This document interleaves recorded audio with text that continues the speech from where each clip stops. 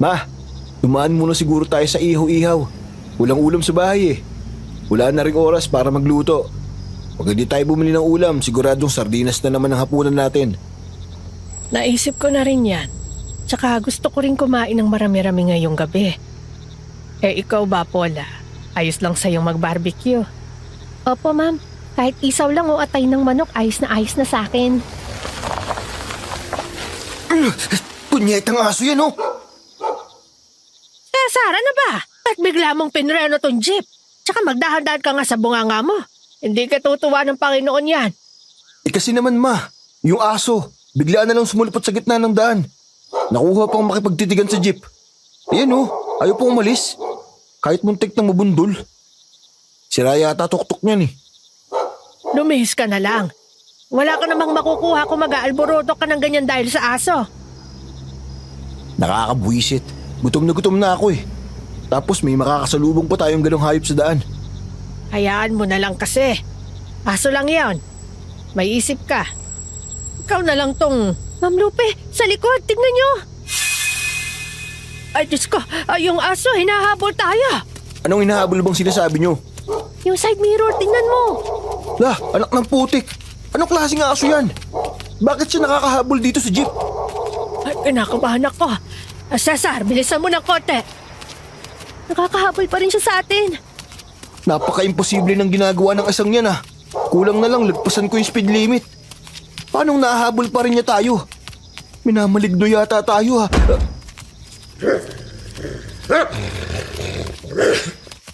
Ma'am Lupe, yung panukod ng 2x2 sa akin na. Nasa ilalim ng upuan niyo. Ay, heto na. Hindi ko alam kung anong aso ka ba talaga, pero hindi mo ako masisindak. Hetong sa'yo. Ay, nahulog. At biglang nawala. Saan nagpunta yon? Biglang nawala? Hindi nyo ba nakita kung saan nagpunta? Pagkadaan ng kotse, bigla na lang naglaho yung aso. Sa maligno yata yun eh.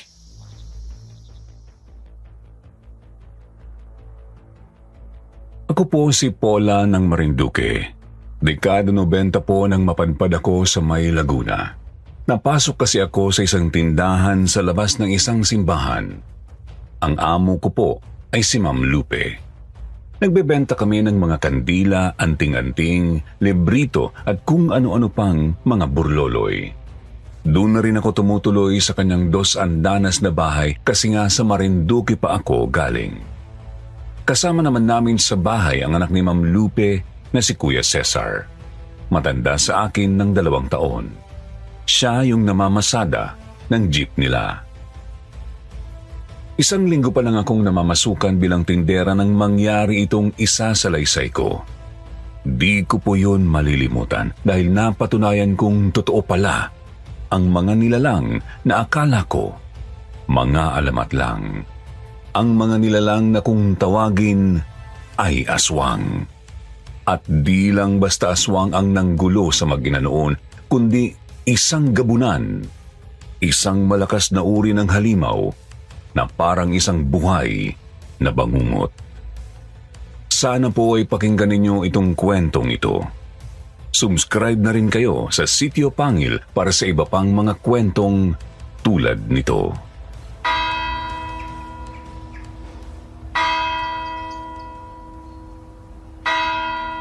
Paula? Hoy, Paula! Paula, hello? Hoy, Paula! Ano ba naman, Lara? Nanggugulat ka naman eh. Kanina pa kita dinatawag, hindi ka naman namamansin. Ang lalim ng iniisip mo ah. Hindi. Wala to. May gumugulo lang sa isip ko. Lalaki ba yan? Pogi? Hindi. Wala akong panahon sa mga ganyan. Kung ganon, ano? Kagabi kasi may nangyari. Hinabol ng kakaibang aso yung jeep ni na Ma'am Lupe. Kakaibang aso? Bakit kakaiba? Napakabilis kasi kung tumakbo. Halos paliparin na ni Kuya Cesar yung jeep pero nagagawa pa rin makahabol ng aso. Nakasampa pa nga sa istribo ng jeep. Buti na lang, nahulog ng hampasin ko ng 2x2. Tapos ayun, bigla na lang nawala matapos mahulog. Ang itsura ba ng aso malaki pa sa tao? Tapos sabog-sabog ang balahibo na napakaitim.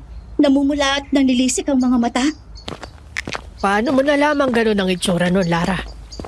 Aling Lupe, nakalimutan niyo na po ba? Nung nagdaang taon, may ganyang aso rin na nanggulo sa amin bago mawala si Nanay Perla. Nako, oo nga pala, ano? Nawala sa isip ko.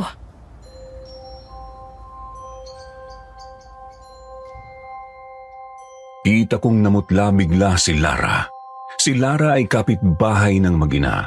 Anak siya ng tindero ng mga street food sa labas din ng simbahan. Ang kanyang nanay Perla naman ay di ko na nakilala. Namatay na raw ito may 1 taon bago ako dumating.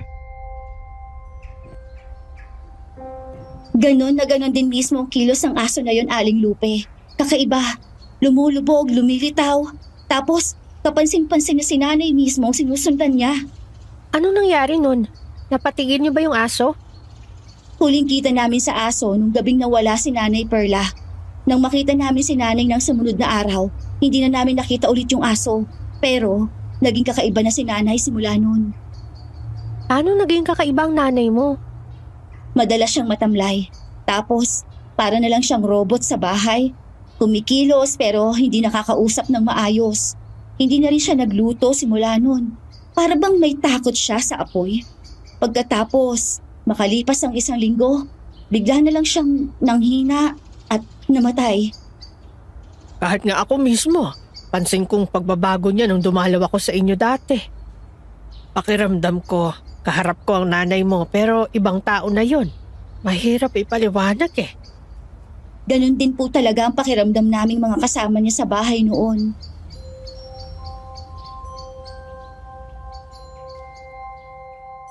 Lalong gumulo ang isip ko noon. Pakiramdam ko ay nakaharap ako sa isang palaisipang hindi ko alam ang sagot.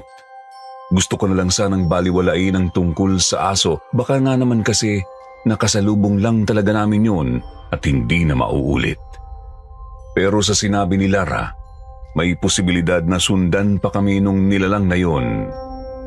Kahit si Ma'am Lupe ay pansin kong nababahala rin.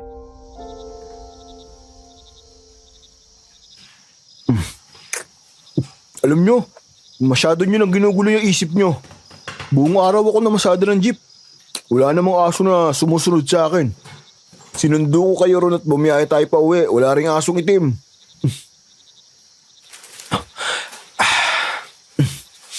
Yung hayop kagabi, nagkataon lang na nakasalubong natin yun. Hindi na natin makikita yun ulit. Hindi mo kasi maaalis sa akin na mabahala, Cesar. Hindi nga kasi ito ang unang beses na may nakakita sa asong yon. Grabing pagkakataon naman kung mga kakilala pa talaga natin ang ginugulo nun, hindi ba? Ma, sa dami ng mga asong itim sa mundo, hindi malabong kamukha lang yun ng asong nanggulo ka ng mga perla. Ganun lang yun. Huwag nyo na masyadong dibdibin. Kayo lang ang mamumroblema para sa wala. Sumapit na lang ulit ang gabi ay balisa pa rin si Ma'am Lupe. Ang di namin alam, magkakaroon pala agad ng katwiran ang pangambang yun.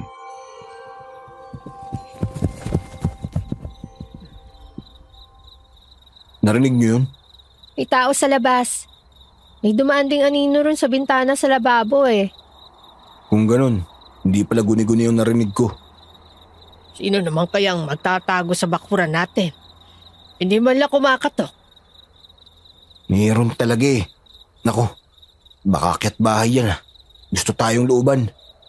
Teka, sandali. Sinong nandyan? Sinong nandyan sa bakuran? Naririnig ka namin! Sumagot ka! Hoy! Wala. Magdahan-dahan ka nga. Baka masukol yung tao na yan sa paninigaw mo eh. Masyado kang matapang. Almahan mo lang. Mabuti nang sindakin natin ng konti, ma'am. Hoy! Sumagot ka!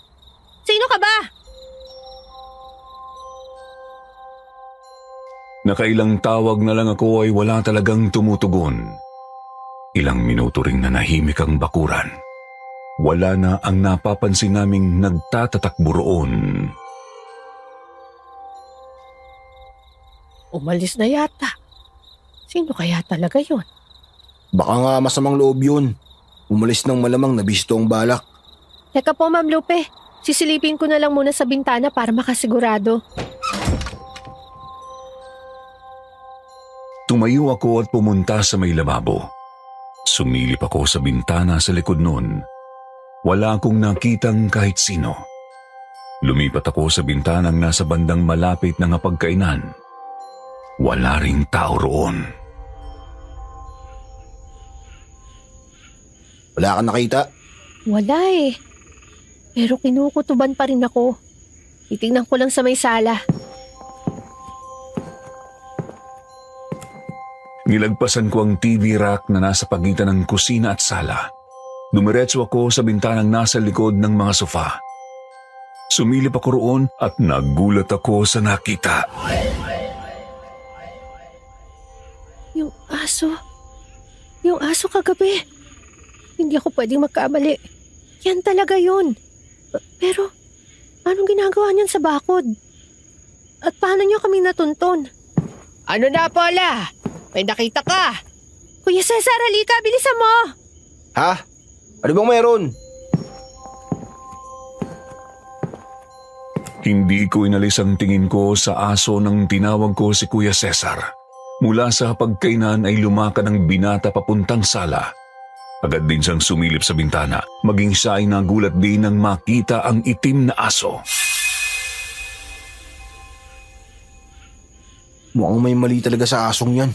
Naniniwala ka na sa hinala ni Ma'am Lupe? Na yan din yung nagmasid kay Manang Perla? Posible pa rin ibang aso yun. Pero sigurado akong yung partikular na hayop na nasa bakod, hindi yan simpleng aso lang. Kung makatingin dito sa bahay, parang tao eh. Nakaupo lang sa ibabaw ng sementong bakod ang aso noon, pero kapansin-pansing ginagala nito ang tingin sa bahay ni na Ma'am Lupe. Tapos ipinupukol ang mga mata sa bandang kusina kung nasan ang amo kong babae. Isara mo na yung bintana. Siguraduhin din nating sarado ang lahat ng mga bintana at pinto ng bahay. Sinunod ko ang sinabi ni Kuya Cesar. Sinara ko nga ang lahat ng mga bintana at pinto sa bahay. Pati mga bintana sa kwarto ni Ma'am Lupe, ni Kuya Cesar at sa tinutuluyan kong guest room, sinara ko rin. Anong klaseng maligno kaya talaga ang aso na yun? Kinikilabutan na rin ako. Makinig kayo sa akin. Magsindi tayo ng mga kandila at ilagay natin sa iba't ibang sulok ng bahay. May namang liwanag, pantaboy na mga nilalang ng dilim. Sigurado ko bang tatalab yan, ma? Manali ka, Cesar. Manali ka sa may kapal. Sige na, sundin nyo na yung sinasabi ko. Tapos magrosaryo tayo. May kumakatok? Huwag nyo munang bubuksan. Baka kung sinong maligno na yan. Lupe! Lupe, ako to, si Ramon. Nandito na yung in-order mo. Si Mang Ramon. Pagbuksan mo, Paula. Tumayo ako at pinagbuksan ko ang kumakatok. Nakita ko sa labas ng pinto ang isang matandang lalaki na nakasuot ng makapal na sunglasses kahit gabi na. Pansin kong hindi siya mapakali sa kinatatayuan. Palingon-lingon kasi siya tapos kakamot-kamot sa braso at bandang lieg. Magandang gabi, Iha. Nandiyan ba si Lupe? Ako yung supplier nila ng mga anting-anting. Maghahatid lang sana ako ng order niya ngayon. Opo, nandito po siya. Nandito ako, Ramon. Bakit ginabi ka naman yata masyado? Oo. Naghatid kasi ako kanina sa may Quiapo. Wala yung taga-deliver ko eh. Kaya ako natagalan. Habang nag-uusap si Ma'am Lupe at Mang Ramon ay tinitingnan ko lang ang matanda. Kinukutuban kasi talaga ako ng kakaiba sa kanya.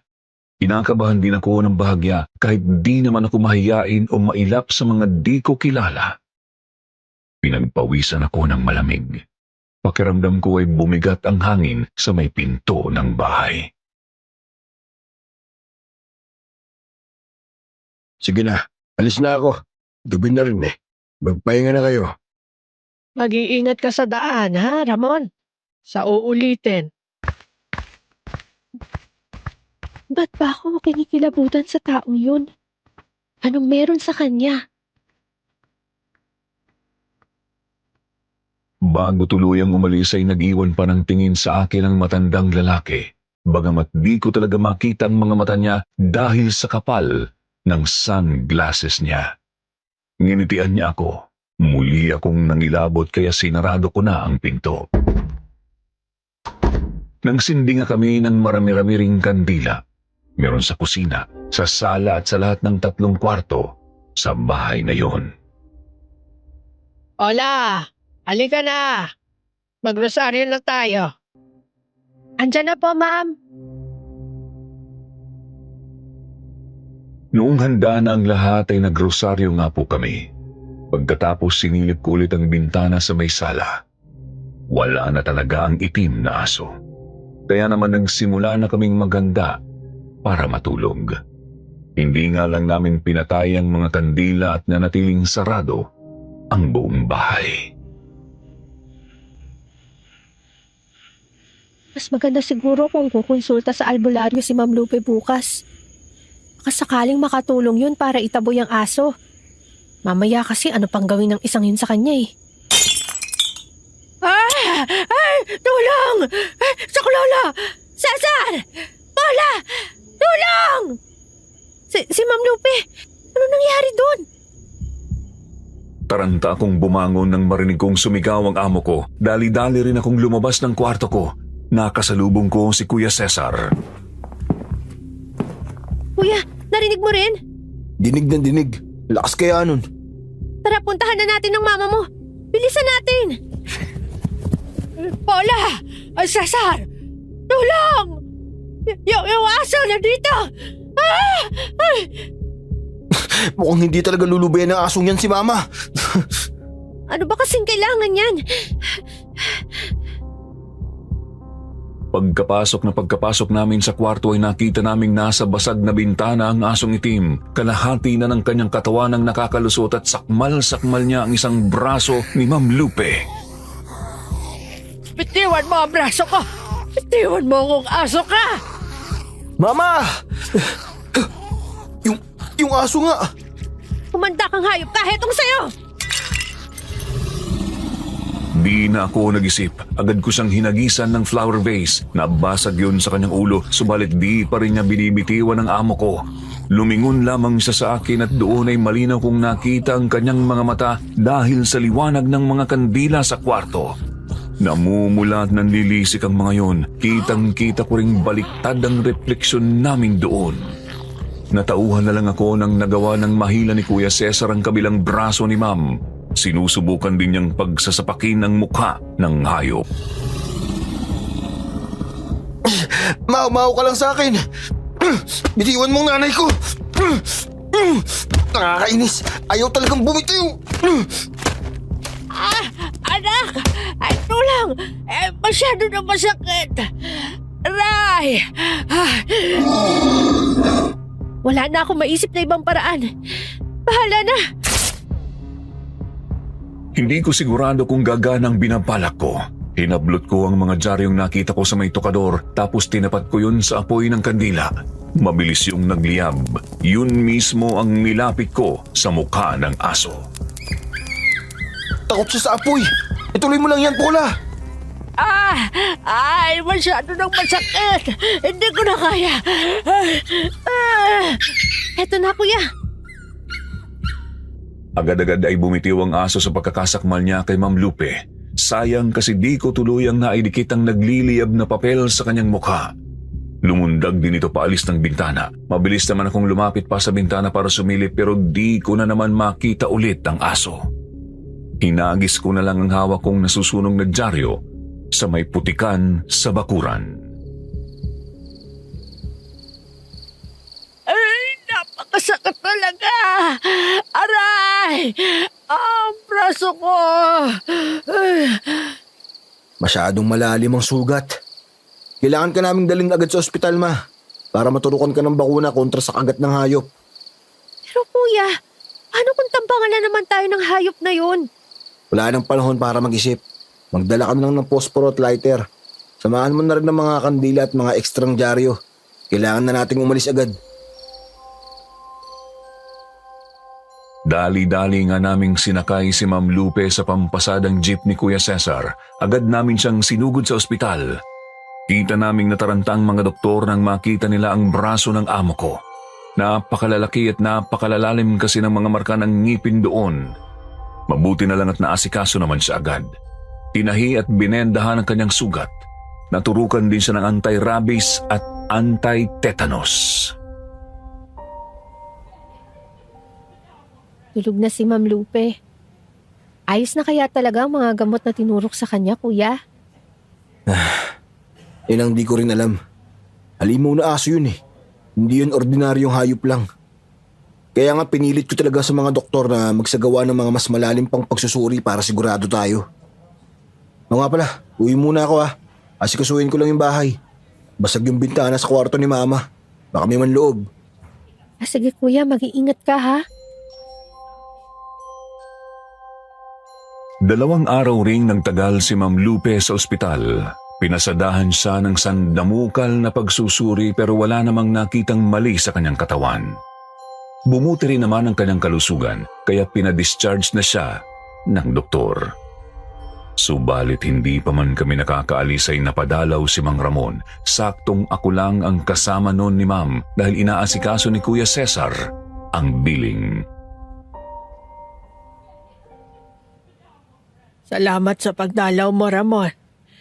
Pero alam mo kasi, palabas na ako maya-maya. Mas mabuti kung sa bahay ka na lang sana dumiretso. Nako, ganun ba? Nahuli pala ako. Ngayon ko lang kasi narinig doon sa labas ng simbahan ang tungkol sa nangyari sa'yo. Ay, di naman, ayos lang. Salamat pa rin kasi nga napadaan ka. Ganun pa rin ang mga napansin ko sa supplier ng mga anting-anting. Pareho sa mga napansin ko nang una ko itong makita. Naka-sunglass tapos hindi mapakali, kamot ng kamot sa leeg at braso. Kapansin-pansin ding kinakabahan ako ng walang dahilan.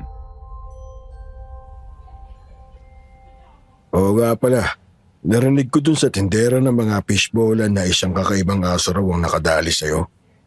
Ako, oo. Napakalaki at napakaitim. Tapos talagang mahalimaw. Desperado yata talagang makuha ko.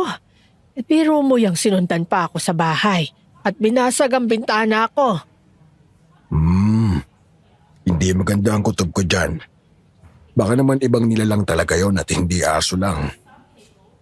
Yun nga mismo ang kutob namin. Kaso wala naman kaming ideya kung ano mismo ang asong yon. Nakakatakot tuloy lumabas dito sa ospital. Baka kasi tambangan ulit kami bigla.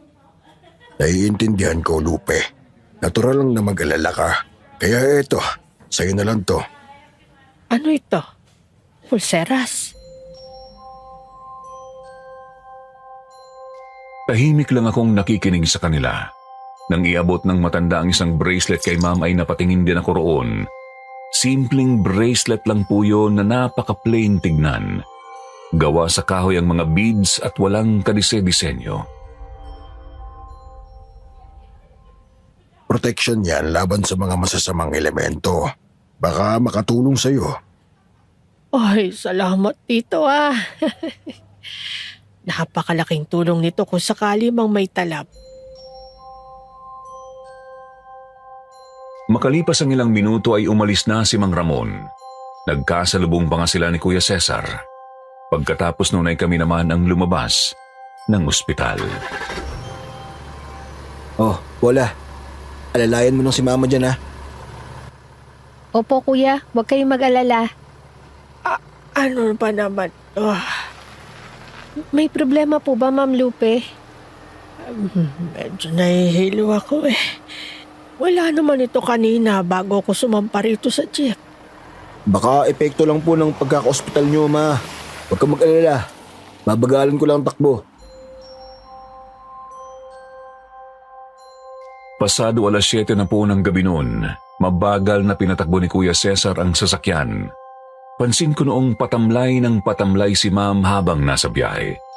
Subalit, hindi namin inakala ni Kuya Cesar ang mangyayari noong nangangalahati na kami sa daan.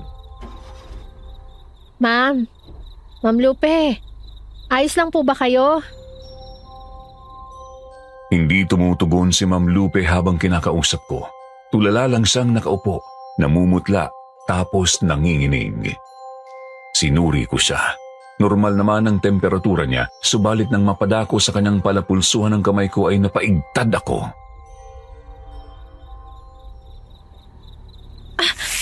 Yung bracelet na bigay ni Mang Ramon, umiinit.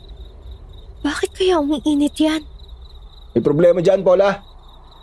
Si Ma'am kasi namumutla ng husto. Tapos, nanginginig. Ma'am! Ma'am Lupe! Kuya, si Ma'am, lumundag! Saan ka pupunta, Ma'am?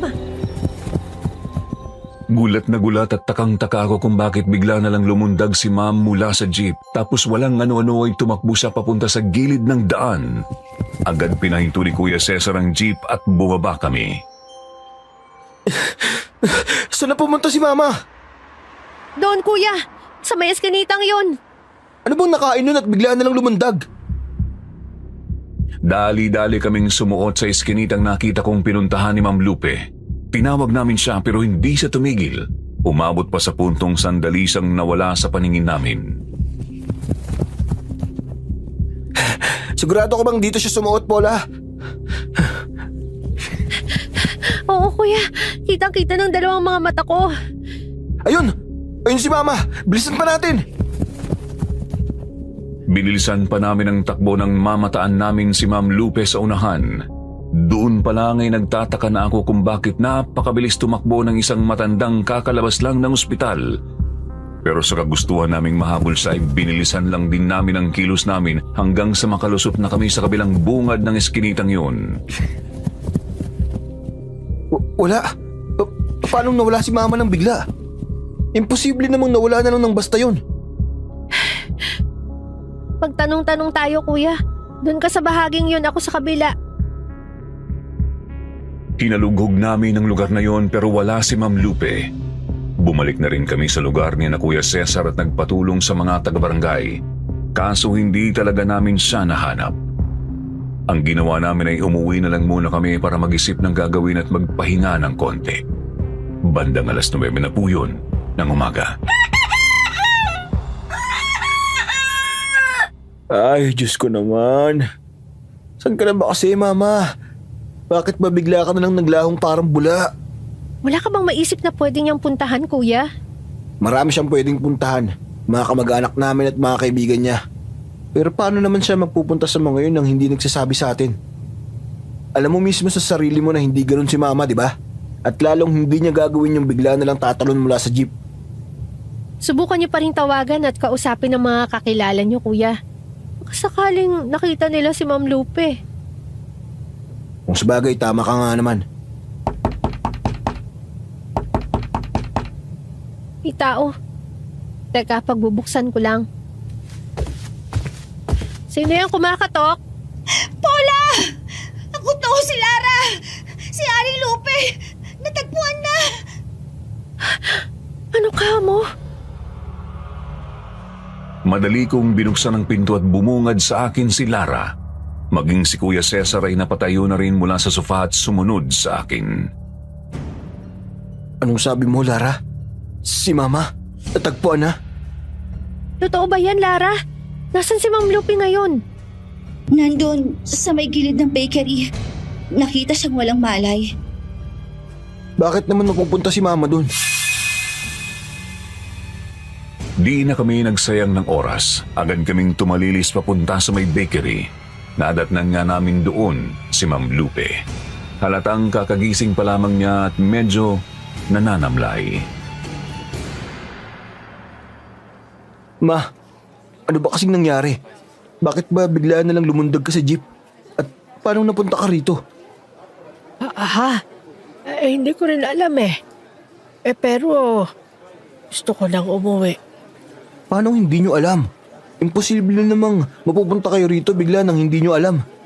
Wala naman kayong sakit sa isip na makakalimutan nyo agad ang mga nangyayari. Gusto ko nang umuwi. Ayoko na rito.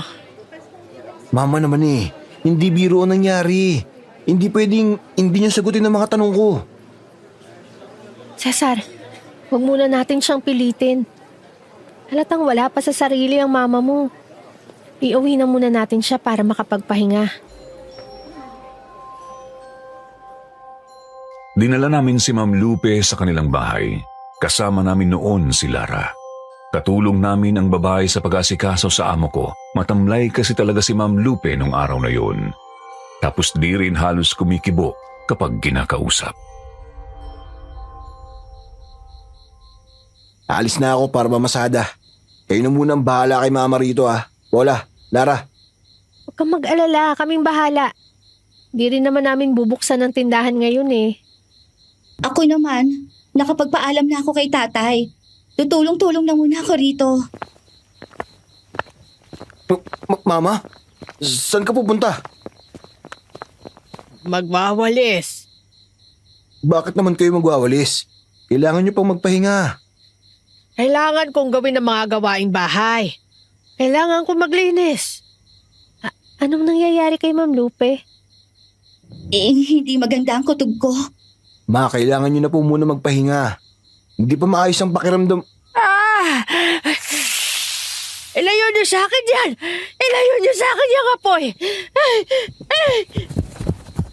Ma! Ano ba nangyayari sa inyo, Ma?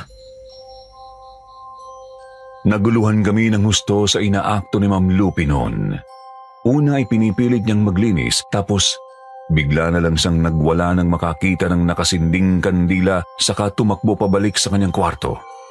Sinundan namin siya, nadatnan namin siya sa kanyang kama nakatalukbong ng kumot.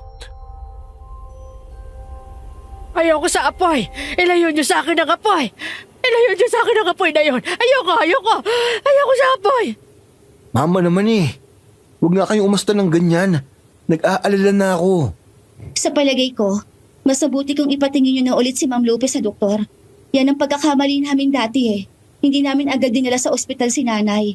Kaya, ayun, hindi na agapan ng pananamlay at pagkamatay niya. Sa palagay mo ba talaga, Lara? Pareho ang karamdaman ng nanay mo dati at kay Ma'am Lupe. Hindi ako sigurado. Pero parehas na parehas kasi talaga ang mga napapansin ko Parang robot kung kumilos. Para bang nakaprogram na lang na gusto niyang gawin ang mga gawaing bahay. Tapos, ayaw sa apoy. Dalhin natin ulit sa ospital si Mama. Hindi na rin talaga ako mapalagay. Pareho man o hindi sa pinagdadaanan ni Mang Perla dati, ang malinaw ngayon ay may karamdaman si Mama. Kailangan niyang malunasan. Sige, magbibihis lang ako. Agad nga naming dinala si Ma'am Lupe sa ospital. Nahirapan pa kaming isakay siya sa pampasaherong jeep ni Kuya Cesar kasi pumapalag talaga. Gayon pa man ay pinilit pa rin namin. Si Kuya Cesar ang nasa manibela habang kami ni Lara ang nakabantay kay Ma'am Lupe. Ano nang sabi ng mga doktor? Nakapagtataka. Wala raw talaga silang makitang mali sa kalagayan ni Mama. Napakalusog naman daw niya. Maski nga high blood, wala. Ang binigay lang nila ito, multivitamins para sa matatanda. Papatingnan pa ba siya sa psychiatrist? Oo, pero sa susunod na linggo pa ang schedule. Mukhang wala talaga tayong magagawa nito kundi ang iuwi na lang si Mama. Gumulong ang ilang araw. Di talaga namin may kakaila ang kakaibang mga napapansin kay Ma'am Lupe. Pinipilit talaga niyang kumilos sa bahay pero ayaw niyang lumalapit sa kahit anong may apoy. Kaya natigil muna ang nakagawiang pagsisindi ng mga kandila roon tuwing gabi. Ako na rin ang natoka sa pagluluto. Sa pagdaan din ng mga araw ay pahina siya ng pahina. Kung titingnan ay isang ihip na lang ay babagsak na ang kanyang katawan. Pero pinipilit pa rin niyang bumangon. Tama si Lara, para ng robot si Ma'am Lupe noon na nakaprogram gawin ang mga gawaing bahay. Ma, saan na naman ba kayo pupunta? Mahiga ka lang muna. Halos lantang gulay ka ni. Kailangan kong kumilos. Kailangan kong kumilos. Hindi pwedeng walang gawin. Ano na bang balak mo, Kuya Cesar? Hindi kasi talaga pwedeng wala tayong gawin para sa mama mo. Ang problema, kahit sinong doktor at kahit saang ospital, walang makitang karamdaman sa kanya. Ewan ko kung tama ba itong naiisip ko. Pero humanap na siguro tayo ng albularyo. Albularyo? Kung hindi doktor ang makakatulong sa kanya, baka mapagaling siya ng mga dasal o orasyon. Kikilos ako. Kailangan kong kumilos. Saan naman tayo maghahanap ng albularyo? Yan ang di ko pa alam. Magtatanong-tanong siguro ako sa may simbahan. Baka merong alam yung mga nagtitinda doon. Kikilos ako. Mama naman eh. Humiga na po kayo ulit.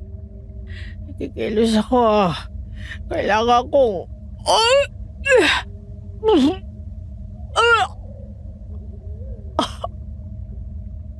Si Ma'am Lupe, sumusuka. Ay, ano yan? Nagulantang kami ni Kuya Cesar nang bigla na lang sumuka si Ma'am Lupe. Kakaiba kasi ang sinuka niya noon. Kung susuriin ay para yung dagta o katas ng kung anong halaman.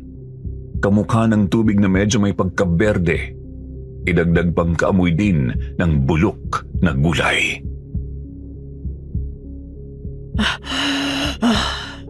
Kikilos ako. Kailangan kong...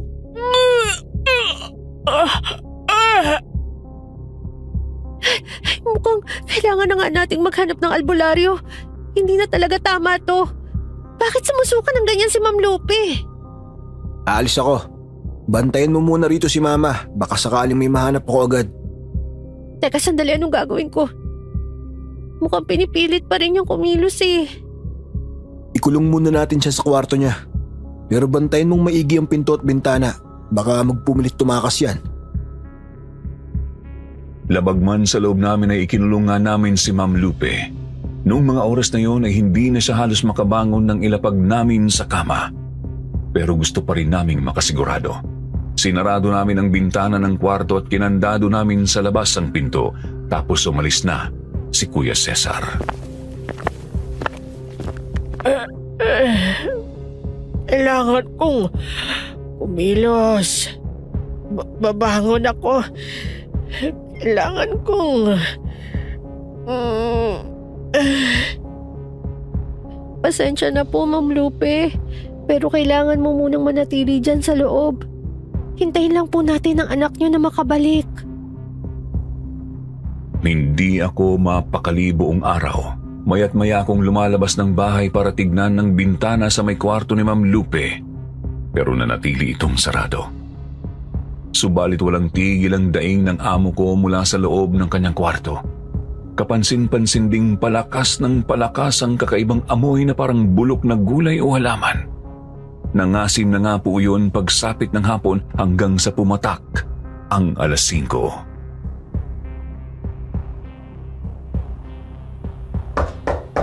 Sandali lang, nandyan na.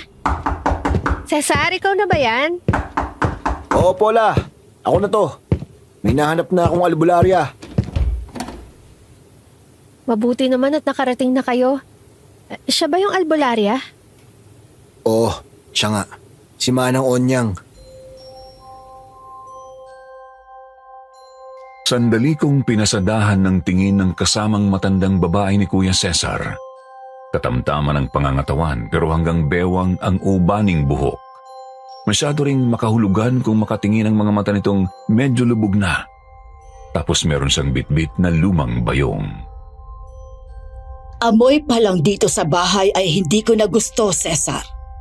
Ang tinutukoy niyo po ba ay ang amoy bulok na gulay o halaman? Oo, masama ang kutob ko sa amoy na yan. Kailangan ko makita agad ang iyong ina. Kailangan nating bilisan.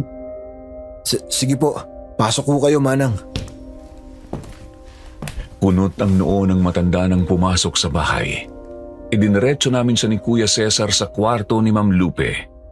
Pagkabukas na pagkabukas pa lang namin sa pinto ay agad nang napaatras ng kaunti ang albularya. Kami naman ni Kuya Cesar ay halos kumalas ang kaluluwa sa gulat. Si Ma'am Lupe po ay nasa lapag na pala. Naliligo sa sariling suka na naglalawa na sa sahig. Kapansin-pansin ding naging medyo berde na ang kanyang balat, bagamat hindi na talaga siya makakilos. Mama Lupe, ano na bang nangyayari sa inyo? Kailangan kong kumilos. Kailangan kong gawin ang mga gagawin. Ay, Diyos ko. Mas lumala pa ng husto ang kalagayan niya. Ano na po, Manang? May magagawa pa po ba kayo para matulungan si Mama? Tama ang hinala ko. Hindi yan ang mama mo, iho. Hindi yan si Mama? Paanong hindi yan si Mama? Sandali lang. May gagawin ako. Papasok ako sa kwarto at pupuntahan ko yung tukador na may salamin. Pumasok nga po ang matanda. Nanatili lang kami ni Kuya Cesar sa may pinto. Humarap siya sa salamin. Nilapad niya roon ang isa niyang kamay at nag-usal ng kung anong dasal na di namin narinig. Ilang minuto ang lumipas, sumarap na siya ulit sa amin at pinalapit niya kami. Ngayon, tingnan niyo siya sa pamamagitan nitong salamin. Ano po bang meron, Manang? Si Mama? Nawala? At puno ng saging? Ba't may puno ng saging dyan sa lapag? Patingin nga ako. Totoo nga. Puno nga yan ng saging. Ang totoong Lupe ay nadagit na ng isang aswang. Pinalitan siya ng isang kopya na gawa sa puno ng saging. Dinagit ng aswang? Anong ibig niyo sabihin? Siguradong ang gabunan ay ang nakita ninyong asong itim. Hula ko, pumasok ang aswang sa bintana ni Lupe at dinagit siya. Pagkatapos, gumawa siya ng kopya na siyang inuwi ninyo rito. Yon ang dahilan kung bakit ibang-iba ang asal ng isang ito kumpara sa totoong Lupe. Kung ganun, kung nadagit na ng aswang si Mama, patay na po ba siya ngayon, Manang? Hindi pa, pero malapit na. Magkasabay na namamatay ang kopya at ang pinagdayahan sa kanya. Ang kopyang nandito ay buhay pa, ngunit nanghihina na ng husto. Ibig sabihin, ganon din ang totoong Lupe. Si Lupe ay nasa kamay ng isang aswang na kung tawagin ay gabunan. Sadista ang mga halimaw na ito. Natutuwa sila kapag nakikita nilang nahihirapan ang kanilang mga biktima. Kaya siguradong pinapahirapan siya ngayon bago kainin. Posible po ba siyang mailigtas? May kapiranggot na pag-asa pa, bagamat halos imposible na. Sabihin niyo po, Manang Onyang. Sabihin niyo. Anong kailangan kong gawin? Maligtas ko lang ang ina ko. Kailangan bang patayin tong kopya na nandito? Huwag daw sasaktan ang kopya. Kapag namatay yan, mamamatay din si Lupe. Ang problema lang natin ngayon, kailangan natin kunin si Lupe mismo sa lungga ng halimaw. Ang kaso, ang gabunan ay isa sa pinakamalalakas na uri ng aswang. Halos imposible na magtagumpay tayo. Pero Manang, hindi naman pwedeng wala kaming gawin habang naghihintay na lang na mamatay si Ma'am Lupe.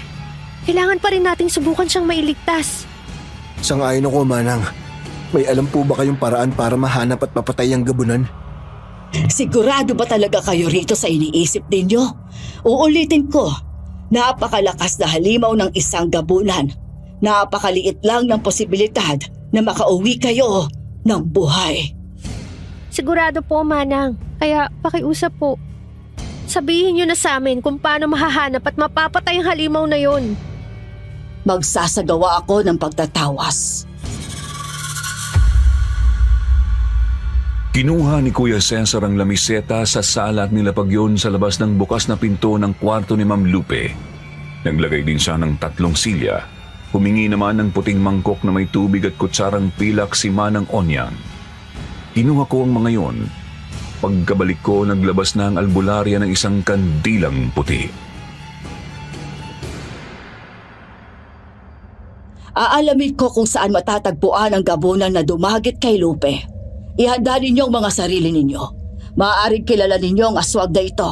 Nagbabalat kayo lang na mabait para makalapit sa mga tao. Tumipak ng konti si Manang Onyang mula sa pinakaibabaw ng kandila. Pagkatapos sinindihan niya yon at tinirik sa bandang gilid ng lamiseta. Nakaharap po siya noon sa bukas na pinto at tanaw na tanaw niya ang kopya ni Ma'am Lupe na nasa lapag. Apoy, hindi. Apoy, ilayo niyo sa akin ang apoy. Ayoko ng apoy. Ayoko. Huwag ninyong papansinin. Sisimulan ko na ang ritual. Manatili kayong tahimik na dalawa. Nanahimik nga kami ni Kuya Cesar. Tuloy-tuloy lang sa pagdaing ang kopya ni Ma'am Lupe. Si Manang Onyang naman ay inilagay sa kutsara ang tinipak niyang piraso ng kandila tsaka itinapat yon sa apoy. Nagsimulang mag-usal ng mga dasal ang matanda. Unti-unting lumamig ang paligid at napansin kong tumindi ang pagsayaw ng alab sa kandila. Nanayo ang balahibo ko. Lumipas ang ilang minuto, tuluyang nalusaw ang tipak ng kandila sa kutsara. Noon din ay binuhos yun ng albularya sa mangkok na may tubig. Tignan ninyo ang nilusaw na kandila sa tubig. Ano pong meron, Manang? Tignan niyong maigi. Kuya, yung lusaw na kandila, may nabubuong imahe. Oo nga. Anong imahe ba yan? Tao? Mukha ng tao. Titigan niyo pa ng mabuti. Kilala ba ninyo ang taong yan? Pamilyar ang itsura niya. Saan ko nga ba nakita ang mukhang yan? Hindi. Si Mang Ramon. Si Mang Ramon yan. Si Mang Ramon nga. Bakit mukha niya ang lumabas dyan? Siya mismo ang gabunan. Tapos, tingnan pa ninyo ito. May isa pang nabuong imahe sa tubig. Maliit na bahay ba yan? Hindi ko sigurado kung saan ang bahay na yan. Pero nararamdaman kong naririyan si Lupe. Alam ko kung saan yan. Sa bandang likod niya ng malaking bahay ni Mang Ramon. Sa loob ng kanyang bakuran. Kung ganon, nandyan si Mama. Napatingin ako kay Kuya Cesar. Kita kong kumunot ang kanyang noo at nagtiim ang kanyang mga ngipin. Pansin ko ring nanginig ng konti ang mga kumuyom niyang palad. Pupuntahan ko si Mang Ramon. Pupuntahan ko ang bahay niya at kukunin ko si Mama. Teka, sandali kuya. Huwag tayong padalos-dalos. Mamaya 3 tayong mamatay. Manang, paano po ba namin mapapatay o matatalo ang isang gabunan? Asin po ba, bawang? Mga ganong pangontra? Malakas na gabunan ng isang ito. Maaaring masaktan siya sa mga pangontrang yon. Pero magagawa niya yung indahin. Kailangan niyo siyang pinsalain ng malubha. Paano naman po namin siya mapipinsala? Itak at pinatulis na kawayan na pinahiran ng mga pangontra. Sugatan ninyo. Mas mainam kung magagamit ninyo yon para isaksak mismo sa kanyang puso. Isa pang solusyon ay apoy. Takot sa apoy ang mga aswang. Kung ganon, magdadala ako ng maraming krudo. Sisilaban ko ang bahay nun kung kailangan. Isang bagay pa nga pala, yung sinasabi ninyong kapitbahay na nagngangalang Lara. Papuntahin niyo rito bago kayo umalis. Kailangan ko siyang makausap. Bakit naman po, Manang? Siguradong kopya na lang rin ng kanyang nanay ang kanilang inilibing. Kapag hinukay ang libingan, garantisadong puno na lang ng saging ang matatagpuan doon. Ikaw na ang pumunta ka na Lara, Paula. Ako maghahanda sa mga dadalin. Pero teka, sigurado ka bang sasama ka? Sigurado ako. Hahanapin ko ang gabunan na yon. Mabuti kayo sa akin ni Ma'am Lupe. Ayokong talikuran na lang ng basta ang amo ko. Agad nga akong umalis para tawagin si Lara. Subalit di ko muna sinabi kung bakit. Sila na lang ni Mang Onyang ang mag-usap para mas malinaw. Nang handa na ang mga dadalhin namin ni Kuya Cesar ay agad na rin kaming umalis sakay sa kanyang jeep. Kuya, saan nga palang bahay ni Mang Ramon? Sa Rizal pa, sa mabundok na bahagi. Mahigit 1 oras na biyahe pa yon. Oo nga pala kuya. Pagdating doon naisip ko, maghiwalay tayo. Bakit? Tayo na ba? Sira ulo. Hindi yun ang ibig ko sabihin. Biro lang ito naman. Pampagaan lang ng kalooban. Sana talaga mailigtas natin si Ma'am Lupe. Kahit ganito ako nakaraniwang malakas ang loob, kinikilabutan din naman ako. Manalig ka lang. Kaya natin to. Ano nga pala yung naisip mo? Oo. Naisip ko kasi dapat isa sa atin ang kumuha ng pansin ni Mang Ramon. Ang isa naman, pupunta rin sa maliit na bahay. Magandang ideya yan. Kung sabay tayong dederecho sa pinaglalagyan kay Mama, baka sabay lang din tayong mapasama. Ako ang hahanap ng gabunan. Ikaw ang magliligtas kay Ma'am. Sigurado ka ba dyan? Aswang yun, Paula.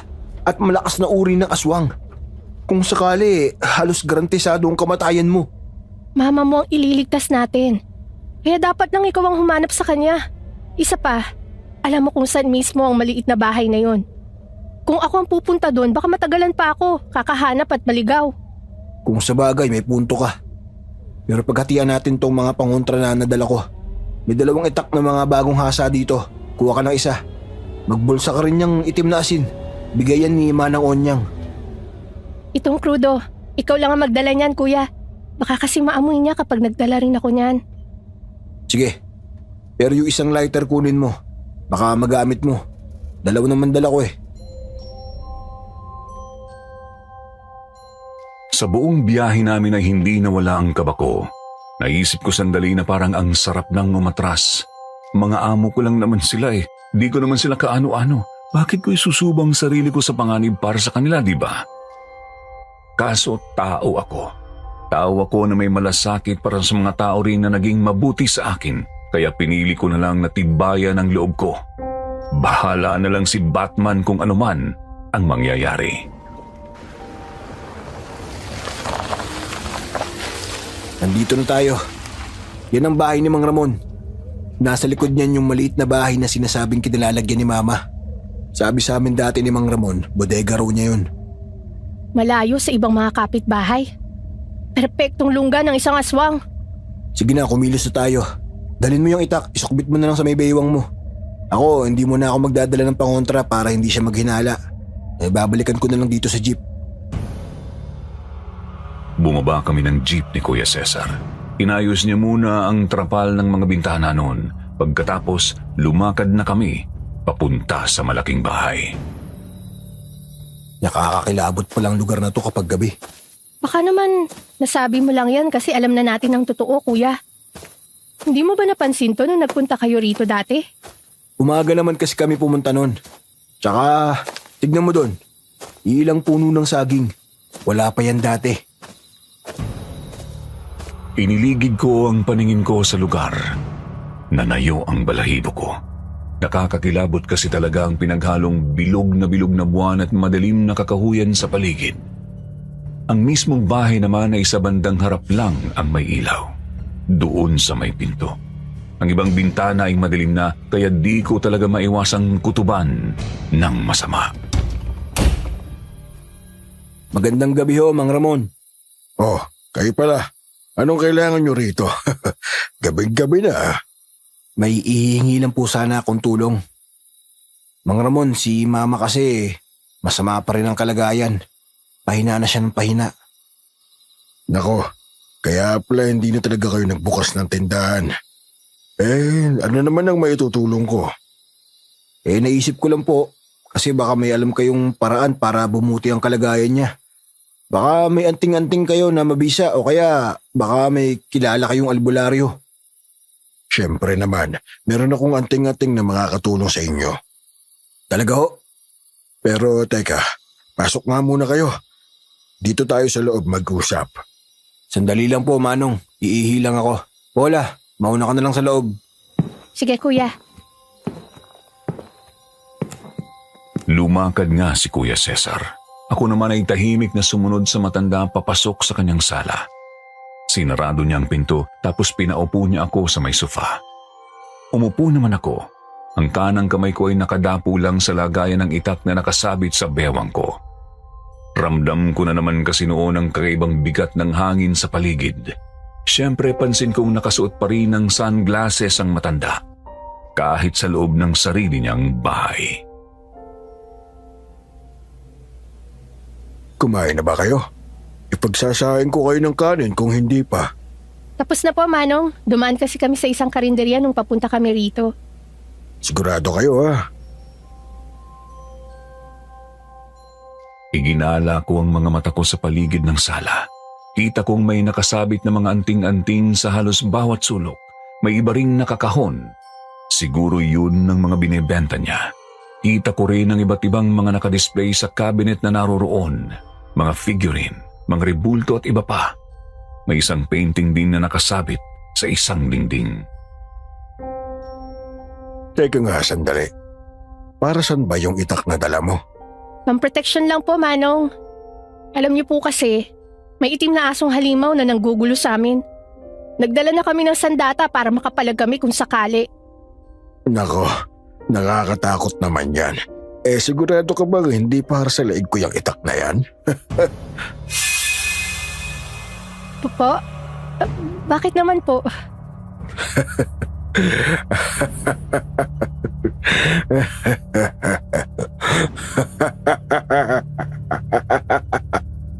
Mang Ramon.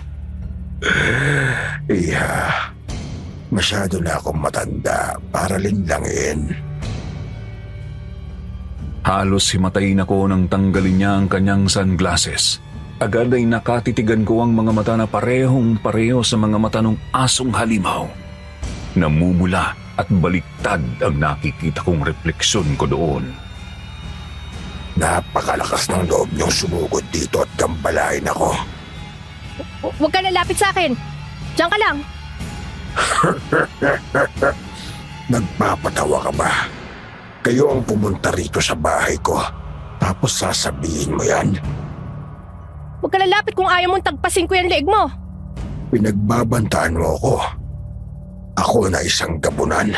Pinagbabantaan ng isang utong lupa gaya mo. Hindi mo alam ang sinasabi mo. Purong pagkasindakang naramdaman ko nang biglang magbago ng anyo si Mang Ramon. Umitim ang kanyang balat. Humaba at tumalim din ang kanyang mga kukot ngipin. Isang beses sa isang taon lang ako kumain ng tao. Pero kung ikaw ang nakahain sa harap ko, hindi ako tatanggi. Namatay ka na!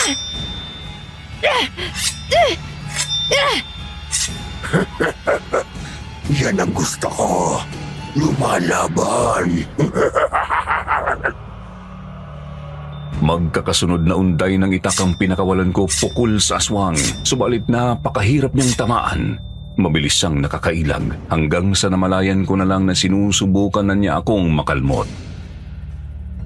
Kung meron mang mamamatay dito, ikaw yun! Hindi mo ako basta mapapatay! Pinaghagis ko ang mga bagay-bagay na nasa malapit na cabinet para lang di niya ako malapitan. Kasama na doon ang mga figurine, bulto at kahit yung painting. Tinatangka pa rin niya akong malapitan habang pinagtatawanan ako kaya naman sinubukan ko ng tumakbo papunta sa saradong pinto. Kailangan ko nang makalabas! Diyos ko! Hindi ka makakatakas! Akin ka na! Hindi mo ako pag-aari! Hindi mo ako pagkain!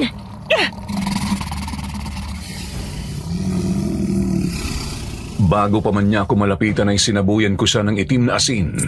Napaatras siya noon at nakita kong umusok ng konti ang kanyang balat. Gayon pa man ay napansin ko ring lalong nanlisik ang kanyang mga mata. Doon ay naramdaman kong magiging mahaba pa ang gabing yun para sa amin. Wala pa sina kuya. Kailangan ko puntahan sina kuya at ma'am. Hindi lumabas ang halimaw. Baka sa likod siya dumaan. Delikado to. Nasa panganib sina Kuya Cesar. Pagkalabas ko ng pinto ay agad akong tumakbo habang hawak pa rin ang itak. Tinahak ko ang kalawang bahagi ng bakuran. Magtutuloy-tuloy sana ako noon papuntang likod bahay subalit nakasalubong ko na si Kuya Cesar. Bitbit niya si Ma'am Lupe na payat at walang malay. Kuya Cesar! Kuya! Dinig kong nagkagulo sa loob. Anong nangyari? Alam na ni Mang Ramon ang pakay natin. Kinalaban ko ang gabunan. Kailangan na nating makatakas agad. Ibalik niyo ang pagkain ko, mga panghas! Andiyan na siya. Hindi nga ako nagkamali. Sa likod bahay dumaan ng halimaw. Mabuti na lang talaga at nagawa ni Kuya Cesar na makarating sa may gilid ng bahay bago pa siya maabutan ng gabunan. Kuya, mauna na kayo. Nasisiraan ka na ba? Hindi kita pwedeng iwan dito. Dala mo si Ma'am Lupe. Unahin mo siya. Dalhin mo siya sa jeep. Paandarin mo yung sasakyan tapos susunod ako. Kailangan may maiwan para harangan yung impaktong yan. Sige, kuha ko na. Ang krudo at lighter nandyan sa may puno ng saging, gamitin mo. Akin ang pagkain ko! Bilisan nyo na, kuya! Nandiyan na siya! Agad nang tumakbo si Kuya Cesar, dala si Ma'am Lupe. Ako naman ay tinignan ko ang halimaw. Pinagtibay ko ng gusto ang kalooban ko. Kita kong malapit na siya sa akin kaya dali-dali ko lang inabot ang mga galon ng krudo. Heto na! Umanda ka sa akin, demonyo ka! Sisilabang kita! Anong binabalak mo, hangal? Ah! Ah! Aray ko! Wisit ng aswang! Nabuksan ko ang takip ng galon ng krudo, subalit bago ko pa man yun nagamit ay nakalapit na sa akin ang aswang. Agad niya akong sinipa.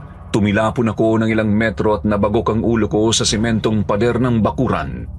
Nabitiwan ko rin ang itak.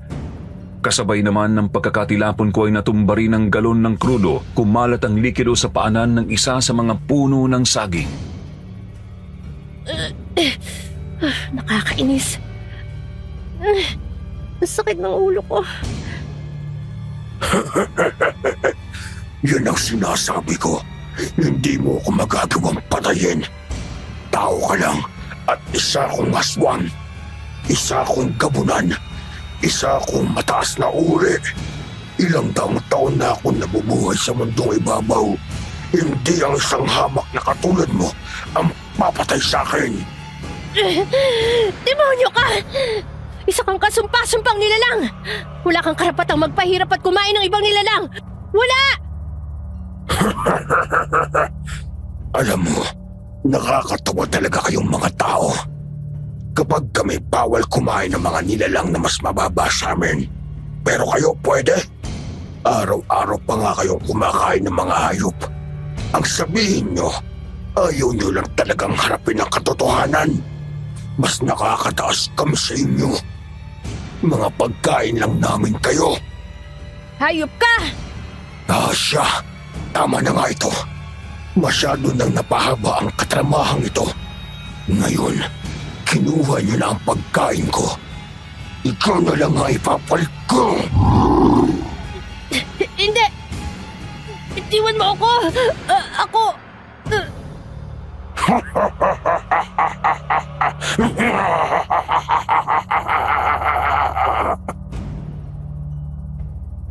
Lumuhod ang gamunan sa tabi ko at bigla niya akong sinakal. Pinilit kong makalas ang kamay niya sa mga liig ko pero sadyang napakalakas ng pagkakahawak niya sa akin. Ito na ang katapusan mo, babae. Dito na mamamatay ang isang pakilamerong tulad mo. Hindi pa ako talo. Hindi ka patalo. Umaasa kang magagapi mo ako. Nagpapatawa ka ba? Mamamatay ka na! Wisit kang babae ka! Pasimple kong sinuot ang kamay ko sa bulsang may itim na asin. Pagkatapos bigla kong sinuntok ang tagiliran ng aswang gamit yun. Dahil doon ay napalayo siya ng konti sa akin. Hindi ako tumigil. Magkakasunod pa akong nagsaboy ng asin pukul sa kanya. Nakakapi ko na yung asin na yan. Di kita titigilang hayop ka! Nakakainis na yan. Nakakainis na ako.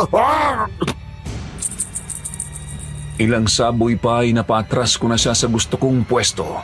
Doon sa lupang may tumilapon na krudo. Nadulas siya nang makatapak doon at napatihaya. Mabilis ko namang binukot ang lighter sa bulsa ko. Bago pa man siya makabangon ay agad ko nang tinapon ang lighter sa mismong krudo. Mabilis na lumiyab ang buong katawan ng gabunan kasama ang malapit na puno ng saging.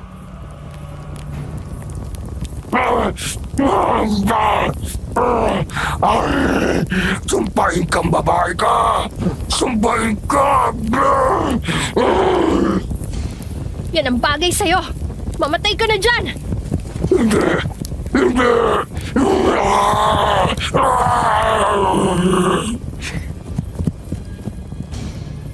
Dali-dali akong tumakbo palayo sa nasusunog na aswang.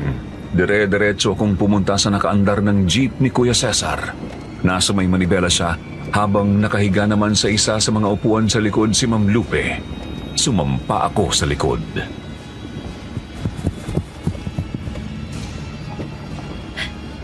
Kuya, nagawa ko sunugin yung halimaw. Pero bilisan na natin. Baka mahabol tayo nun. Magaling, Paula! Ang bangis mo! Bantayan mo lang si Mama dyan. Bibilisan ko ng konti para makaluyo tayo agad. Ayan na siya! Patakbuhin mo na, kuya. Bilis! Agad pinaharurot ni Kuya Cesar ang kanyang jeep. Hinawakan ko naman si Ma'am Lupe na wala pa ring malay. Subalit sadyang mabilis ang nasusunog na aswang na naganyong aso na naman. Agad siyang nakalundag sa ibabaw ng sasakyan at tinangka niyang punitin ang trapal. Nalulusaw din ang trapal dahil sa apoy. Nakakainis na yung aswang na yan, ha? Bakit pa hindi pa mamatay-matay? Paula! Sabuyan mo na asin! Tapos kumapit kayo ng maayos ni Mama, may gagawin ako! Sinunod ko ang sinabi ni Kuya. Sinabuyan ko nga ng asin ng halimaw. Agad ay kinabig nito ang katawan. Mula sa bintana ay tumuntong ito pabalik sa bubong. Ngayon humanda ka sa aking hayop ka! Itinodo ni Kuya ang pagpapatakbo ng jeep sa highway tapos bigla niya yung prineno. Hinawakan ko ng maigi si Ma'am. Doon kami sumiksik sa bandang likod ng upuan ni Kuya para di kami basta tumilapon. Pagkapreno naman ng jeep ay nakita kong tumalsik ang halimaw sa harap. Noon din ay muling itinodo ni Kuya ang sasakyan at sinagasahan ang nasusunog pa ring aswang. Mamatay ka na sanang hayop ka! Ayos, kuya.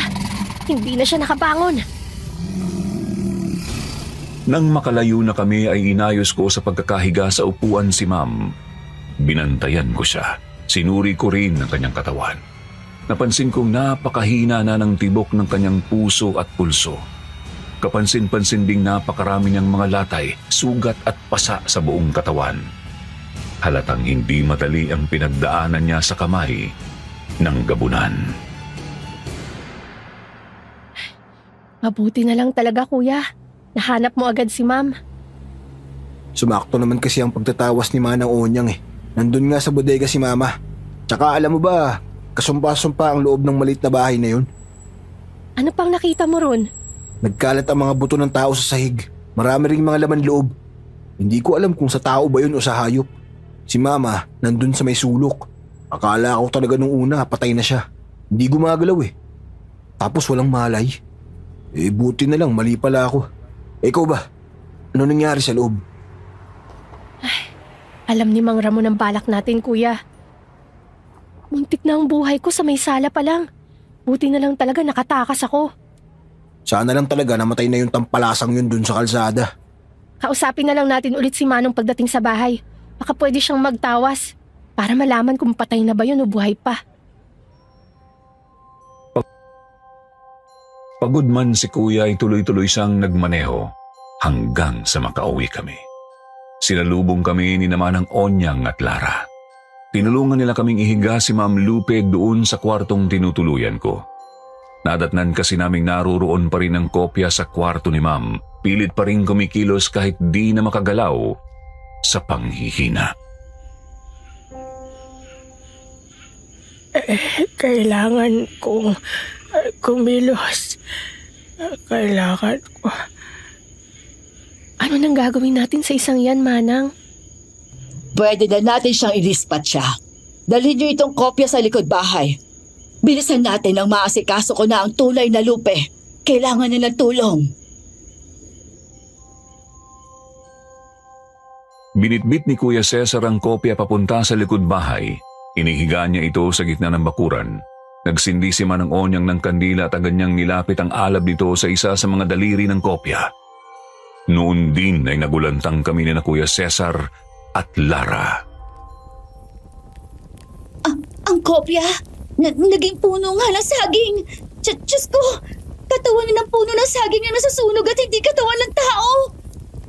Yan ang sinasabi ko sa'yo. Kapag hinukay natin ang libingan ng Nanay Perla mo at binuksan ang kabaong, katawan lang rin ng puno ng saging ang makikita natin. Mas mabuti kung hukayin nyo yon para masunog nyo na rin ang kopya na yon. Yun nga lang ay hindi na natin maibabalik ang nanay mo. Hindi, Nay. Ang nanay ko. Nanay Perla. Bakit? Bakit? Matapos idispatsa ang kopya ay agad nang inasikaso ng albularya si Ma'am Lupe. Ginamot niya ang mga sugat nito. Pinainom din niya si Ma'am ng mga halamang gamot ng magising kinaumagahan.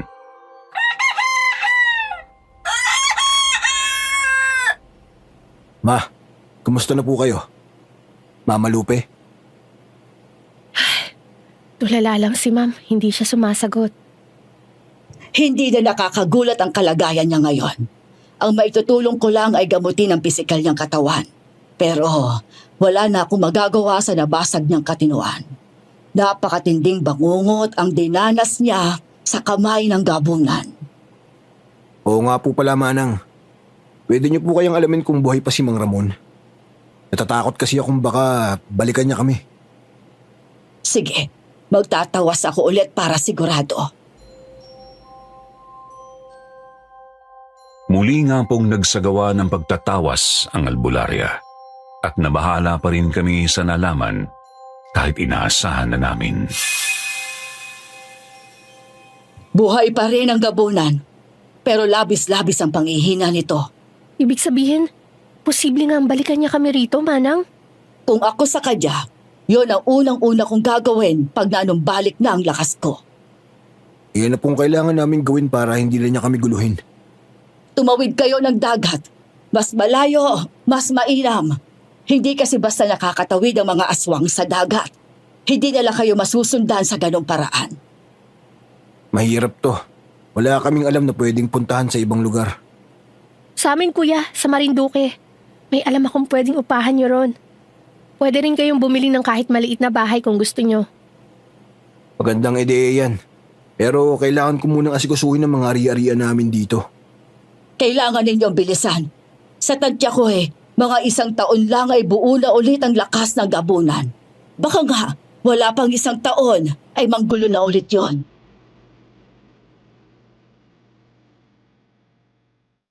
Dahil po doon ay lumuwas kami ng Marinduque. Binenta ni Kuya Cesar ang kanilang mga ari-arian sa Laguna pagkatapos bumili sila ng bahay sa Marinduque at nagbukas ng tindahan sa palengke. Nakakalungkot nga lang kasi di na talaga umayos ang isip ni Ma'am Lupe. Dahil na rin sa sobrang trauma. Makalipas nga lang ng 5 buwan matapos ng nangyari, tuluyan na rin siyang sumakabilang buhay. Sa awa ng Diyos, hindi naman kami sinundan ni Kuya Cesar ng gabunan. Sa ngayon, may kanya-kanya na kaming pamilya. Kapitbahay lang namin sila. Naging malapit kasi talaga kami matapos ng nangyari at halos magkapatid na ang turingan namin.